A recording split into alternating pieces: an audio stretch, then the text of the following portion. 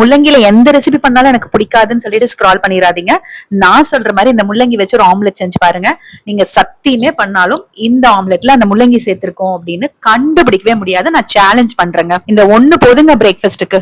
நான் இன்னைக்கு ஒரு மீடியம் சைஸ் முள்ளங்கி எடுத்திருக்கேங்க. இது 2-3 நாள் ஆயிடுச்சு. அதனால நான் தோல் சீவிட்டு துருவிக்கிறேன். ஃப்ரெஷ்ஷா இருந்ததுன்னா நீங்க தோலோடவே துருவிக்கலாங்க. ரொம்ப நல்லது. தோலுமே நல்லா கழுவிட்டு துருவிட்டீங்கன்னா போதும். பாருங்க, நல்லா ஒரு காயை துருவி எடுத்துட்டேன். நீங்க இன்னும் சின்ன ஹோல் இருக்கிறதுல கூட துருவிக்கலாம். இப்ப இந்த துருவின முள்ளங்கிய ஒரு பாத்திரத்துல சேர்த்துக்கலாம். இது வந்து ஒருத்தருக்கான ஆம்லெட் தான். பச்சை மிளகாய் சின்னது ஒன்னே ஒண்ணு ரவுண்ட் ரவுண்டா கட் பண்ணி சேர்த்திருக்கேன். பெரிய வெங்காயம் பாதி மட்டும் பொடி பொடியா கட் பண்ணி சேர்த்திருக்கேன். கொஞ்சம் கொத்தமல்லி தலையும் சேர்த்திருக்கேன். 1/4 ஸ்பூன் அளவுக்கு மிளகாய் தூள், 1/4 ஸ்பூன் பொடி உப்பும் சேர்த்தாச்சுங்க. நீங்க மிளகாய் தூளுக்கு பதிலா மிளகு தூள் கூட சேர்த்துக்கலாம். இப்ப இந்த அளவு காய்கறிக்கு நான் வந்து 2 முட்டை தான் எடுத்திருக்கேன். காய்கறி அதிகமா இருக்குன்னு நினைச்சீங்கன்னா 3 எடுத்துக்கோங்க. எனக்கு இது ஒரு ஆளுக்குன்றதுனால நான் 2 மட்டும் எடுத்திருக்கேன். நல்லா கலந்து விட்டுக்கலாங்க. இந்த முள்ளங்கியை நம்ம வேக வைக்கவோ இல்ல வதக்கவோ இல்ல, அதனால இதுல இருக்கிற சத்துக்கள் அப்படியே நமக்கு கிடைக்கும். முள்ளங்கி வந்து யூஸ்வலா சாலட்ல எல்லாம் கூட சேர்த்திக்குவாங்க இல்லையா? பச்சையா சாப்பிடுறது ரொம்ப நல்லது.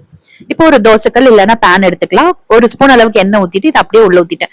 என் பையன் பக்கத்துல இருந்து சொல்லிக்கிட்டே இருக்கான், அம்மா இது ஃபுல்லா ஊத்தாதீங்க, திருப்ப முடியாது, 2ஆ ஊத்துங்க, 2 ஆம்லெட்டா போட்டுக்கோங்கன்னு.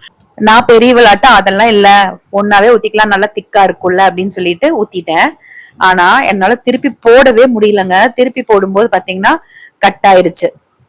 நல்லா வேகலையா இல்ல எதனாலன்னு எனக்கே தெரியல. ரொம்ப ஸ்ப்ரெட் பண்ணிட்டேன்னு நினைக்கிறேன்.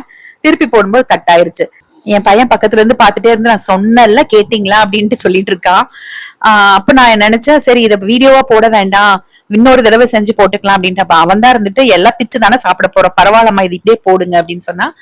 இதுல முள்ளங்கி சேர்த்தது சத்தியமா தெரியவே இல்லைங்க. நீங்க உங்க வீட்டுல உங்க பசங்களுக்கு செஞ்சு கொடுத்து பாருங்க, கண்டுபிடிக்கிறாங்களான்னு எனக்கு கமெண்ட்ல சொல்லுங்க. அடுத்தது முட்டைக்கோஸ் வச்சு இதே மாதிரி ஒரு ஆம்லெட். முள்ளங்கி மாதிரியே முட்டைக்கோஸும் நிறைய பேருக்கு பிடிக்காதுங்க.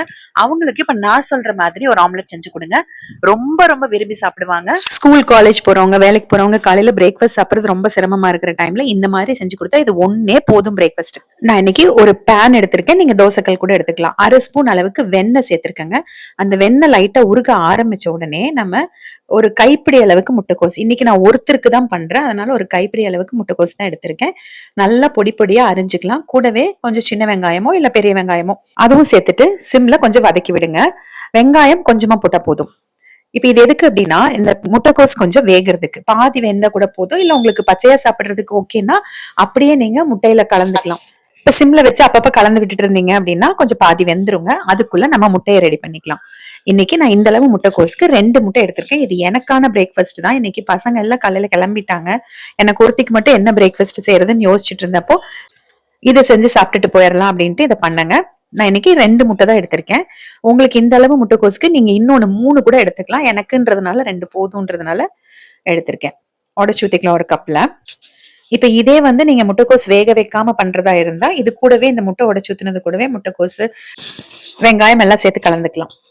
கொஞ்சமா பெருங்காயத்தூள் சேர்த்திருக்கேன், கொஞ்சம் மஞ்சத்தூள், 1/4 ஸ்பூன் அளவுக்கு மிளகாய்த்தூள், நீங்க மிளகு தூள் கூட சேர்த்துக்கலாம், 1/4 ஸ்பூன் உப்பு எல்லாம் சேர்ந்துட்டு நல்லா பீட் பண்ணிக்கோங்க.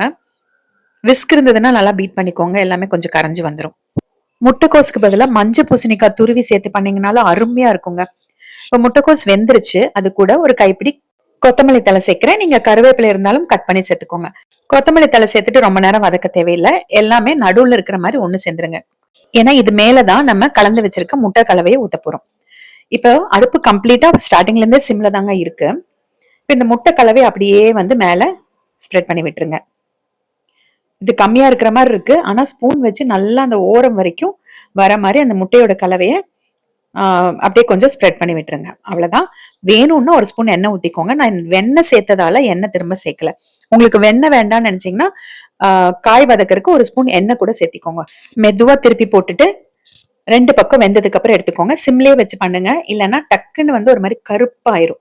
அவ்வளவுதான். 2 பக்கம் வெந்துருச்சு பாருங்களா, பாக்குறதுக்கே எவ்வளவு நல்லா இருக்கு. நல்லா திக்கான வந்து ஒரு ஆம்லெட். இது காலையில சாப்பிட்டுட்டு போனா போதும், மத்தியானம் வரைக்கும் பசிக்காது. புரோட்டீனும் இருக்கு, ஃபைபரும் இருக்கு. சின்ன பசங்க சாப்பிடுற மாதிரி இருந்தா நீங்க முட்டைக்கோஸோட அளவை குறைச்சுக்கோங்க.